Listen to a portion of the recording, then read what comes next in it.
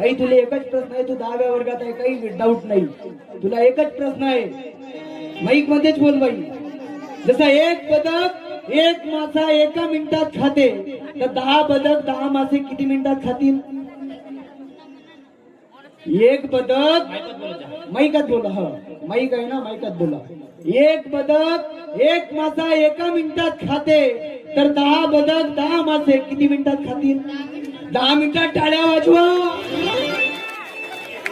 इसको बोलते हैं प्रभाव.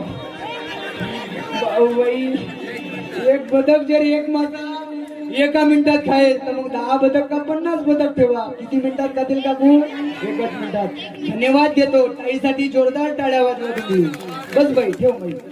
मोठे मोठे भाषण देतात मार्गदर्शक साहेब, ज्येष्ठ सेवक मोठे मोठे व्याख्यान देतात, आणि त्याच्या परिवारात पहा दादा काय चालू आहे.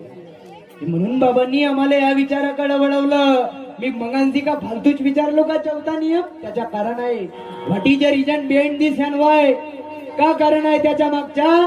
ते एक कारण आहे, कुटुंबात व सेवकात एकता कायम करणे.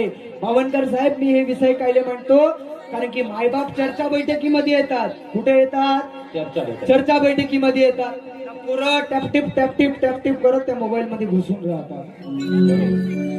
मग सांगा कुठे चालले? जाईल व मानव धर्म समजेल काही नाही. हो, मानव धर्म समजेल का? नाही. म्हणून चर्चा बैठकीमध्ये आणावं लागल, म्हणून आव्हान कार्यात आणावं लागल. चर्चा बैठक मध्ये जर जाल ना दादा, तर तुमच्या जीवनाचं भाग्य बनून जाईल. हे बैठक म्हणजे काही साधी बैठक समजू नका. सेवकांची चर्चा बैठक झाली एका भगवंताच्या नावाखाली. सेवकांची चर्चा बैठक झाली एका भगवंताच्या नावाखाली.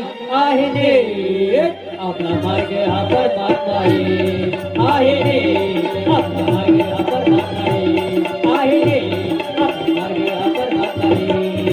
सेवकांची चर्चा बैठक झाली एका भगवंताच्या नावाखाली. सेवकांची चर्चा बैठक झाली एका भगवंताच्या नावाखाली. आहे रे आपला मार्ग